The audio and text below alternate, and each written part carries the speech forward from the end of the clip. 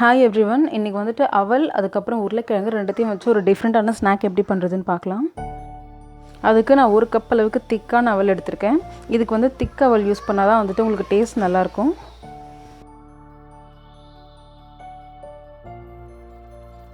So இப்போ இந்த அவல் வந்துட்டு பார்த்திங்கனாக்கா இதில் ஒரு 4லேருந்து 5 கப் அளவுக்கு தண்ணி நிறைய ஊற்றிட்டு நான் வந்து ஒரு 10 நிமிஷம் அப்படியே நல்லா ஊற விடுறேன்.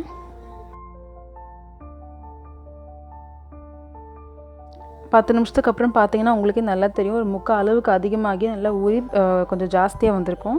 உங்களுக்கு கையால் நசுக்கினா நல்லா சாஃப்டாக நசுங்கும்.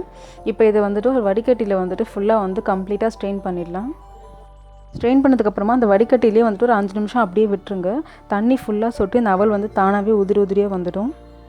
ஸோ வடிகட்டி 5 நிமிஷத்துக்கு அப்புறம் பார்த்தீங்கன்னா அவல் நல்லா உதிரியாக வந்துருச்சு. இதை நான் வேறு ஒரு பாத்திரத்துக்கு மாற்றிட்டு நல்லா கையாலே வந்து நம்ம சப்பாத்தி மாவு பிசையும் போது எப்படி நீட் பண்ணுவோமோ அதே மாதிரி நல்லா அழுத்தி நீட் பண்ணிக்கிட்டே இருக்கலாம். பார்த்தீங்கன்னா அந்த அவல் வந்து நல்லா பந்து மாதிரி வந்துருச்சு எல்லாம் ஒன்றா சேர்ந்து. இது கூடவே நான் 2 உருளைக்கிழங்கு வந்துட்டு வேக வச்சுருக்கேன். அதையும் சேர்த்துட்டு நல்லா ஒரு மேஷர் வச்சு மசிச்சுக்கிறேன் சாஃப்டாக.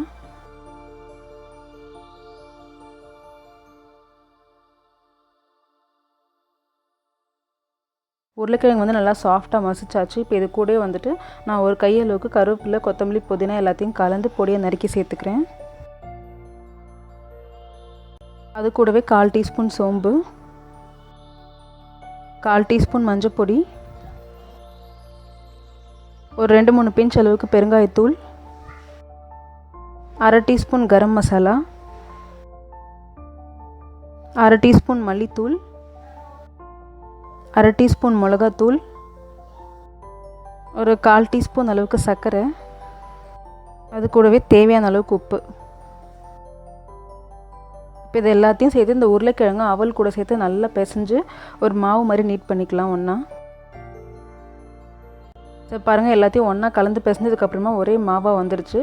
இப்போ இதுலேருந்து கொஞ்சமாக வந்துட்டு எடுத்து ஃபஸ்ட்டு உருட்டி சிலிண்டர் ஷேப்புக்கு வந்து உருட்டிக்கலாம். சிலிண்ட்ரிக்கல் ஷேப் உருட்டினதுக்கப்புறமா அந்த 2 முனையும் வந்துட்டு நம்ம உள்ளங்கையில் வச்சு சும்மா லைட்டாக இப்படி ப்ரெஸ் பண்ணி திரும்பவும் உருட்டணும். உங்களுக்கு அந்த ஷேப் கரெக்டாக வர்ற வரைக்கும் 2 முனையும் லைட்டாக மாறி ப்ரெஸ் பண்ணி திரும்பவும் சிலிண்ட்ரிக்கல் ஷேப்பில் உருட்டினீங்கன்னா உங்களுக்கு கரெக்டாக இந்த மாதிரி ஒரு ஷேப் கிடச்சிடும். இதே மாதிரி மிச்சம் இருக்க மாவில் எல்லாத்தையும் பண்ணிக்கலாம். வந்து எண்ணெயை காய வச்சுட்டு கொஞ்சம் கொஞ்சமாக எடுத்து போட்டு எல்லாத்தையும் கோல்டன் கலர் வர வரைக்கும் பொரிச்சிடலாம். இது வந்துட்டு எண்ணெயில் போட்ட உடனே வந்து கரண்டி வச்சு திருப்பாதீங்க, கரண்டியில் ஒட்டும். போட்டு ஒரு 30 செகண்ட் ஆனதுக்கப்புறமா வந்துட்டு அப்புறமா திருப்புங்க.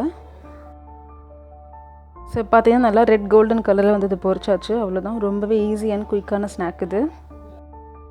ரொம்பவே டிஃப்ரெண்ட்டாகவும் இருக்கும். அண்ட் எடுத்த உடனே பார்த்தீங்கன்னா இந்த நியூஸ் பேப்பர் இல்லைனா டிஷ்யூவில் போடுங்க. இதை சாஸ் கூட வச்சு சர்வ் பண்ணிங்கன்னா ரொம்பவே டேஸ்ட்டாக இருக்கும். ஸோ அவல் உருளைக்கிழங்கு வச்சு ரொம்பவே டிஃப்ரெண்ட்டாக அண்ட் ஈஸியாக பண்ணக்கூடிய ஒரு ரெசிபி. ஸோ கண்டிப்பாக ட்ரை பண்ணி பாருங்கள். தேங்க்ஸ் ஃபார் வாட்சிங்.